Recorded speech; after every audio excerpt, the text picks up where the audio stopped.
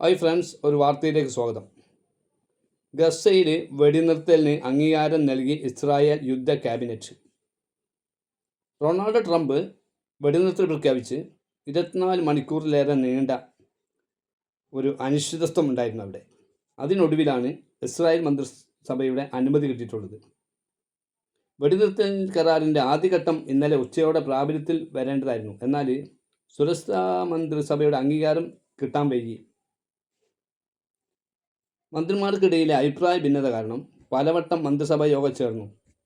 ഒടുവിൽ US പശ്ചിമേഷ്യൻ ദൂതൻ സ്റ്റീവ് വിറ്റ്കോഫ്, ട്രംപിൻ്റെ ഉപദേശകൻ ജറദ് കുഷ്നർ എന്നിവർ ഇസ്രായേലിൽ നെതന്യാഹുവുമായി പ്രത്യേക ചർച്ച നടത്തി. തുടർന്ന് മന്ത്രിസഭാ യോഗത്തിലും അവർ പങ്കെടുത്തു.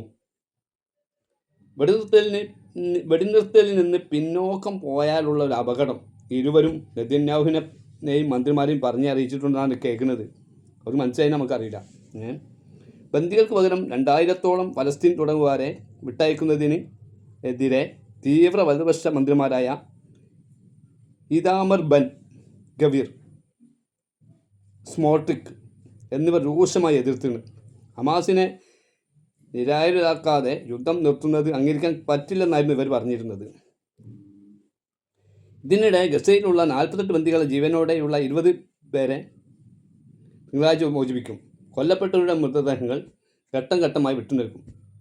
2023 ഒക്ടോബർ 7 യുദ്ധം തുടങ്ങിയ ശേഷം 2 തവണ താൽക്കാലിക വെടിനിർത്തലൊക്കെ ഉണ്ടായിരുന്നു. ബന്ദികൾ മോചിപ്പിക്കുകയുണ്ടായിരുന്നു. എന്നാൽ ഇപ്പോൾ ശാശ്വത സമാധാനത്തിന് വഴി തുറന്ന് ട്രംപ് അവകാശപ്പെടുന്നുണ്ട്.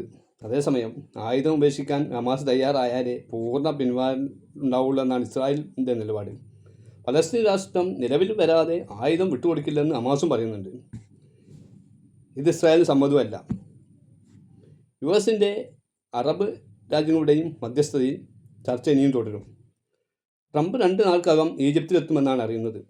നടപടികൾ രണ്ട് ഘട്ടമായി ആദ്യം വെടിനിർത്തൽ തുടങ്ങി 24 മണിക്കൂറിനകം ഇസ്രായേൽ സൈന്യം നിശ്ചിത അകലങ്ങളിലേക്ക് പിന്മാറും. നിലവിൽ ഗാസയുടെ 80% ഇസ്രായേൽ നിയന്ത്രണത്തിലാണുള്ളത്.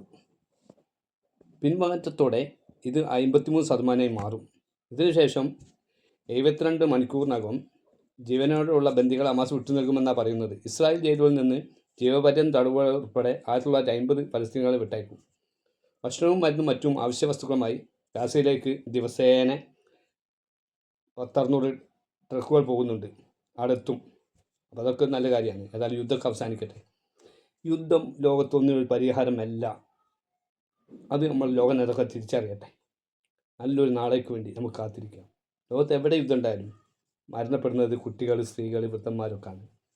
അത് നമ്മളെല്ലാവരും കാണുന്നതാണ്. അതൊന്നും യുദ്ധമൊന്നുമില്ലാത്ത ഒരു സമാധാനമുള്ള ഒരു ലോകത്തിന് വേണ്ടി കാത്തിരിക്കാം. അതിനുവേണ്ടി ലോക നേതാക്കന്മാർ ഒന്നായിട്ട് ശ്രമിക്കട്ടെ.